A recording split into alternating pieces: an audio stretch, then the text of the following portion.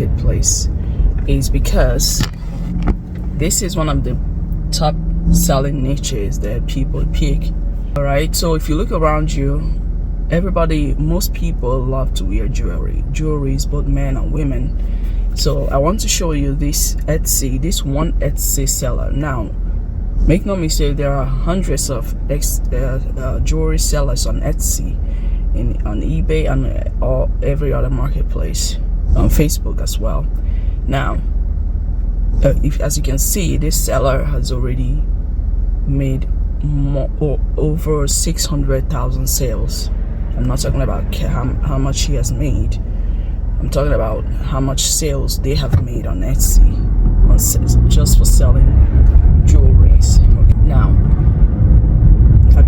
do you now understand why I said that jewelry it's a top product to sell if you want to increase your income? Now, to be successful in this, first of all, you gotta understand what sells, what type of jewelry that sells all year round.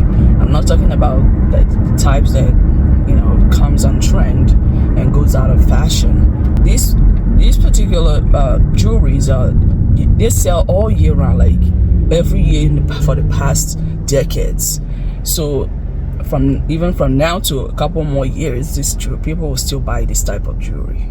The type you should do your research on and find out what's selling. And then another way you can succeed in this market is, of course, if you have your supplier. Okay, some people have their supplier from China, from Italy, and I heard from Mexico, from India, and other countries. Okay, but just find a supplier. You can easily find suppliers from China. Get those jewelries at a cheaper rate. Import them and then start selling them online. You can have your own. You can register your business and have your own logo and your brand name. But that would depend on your time and your money, how much money you are investing. And then also, if you want to be successful in it, if you have a lot of money and a lot of time, you can sell both men and women's jewelry.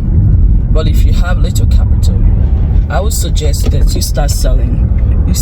you narrow your niche to either women's jewelry or men's jewelry.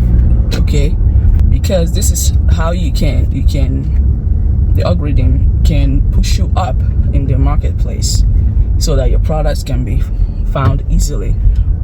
Or you can also advertise in the marketplace, like put more money to advertise and get your product on the top pages. Okay, so you can also narrow your niche to either selling only necklaces, or you narrow it to selling jewelry sets, or you just narrow it to selling bracelets. The other way you can narrow it is to sell a particular color.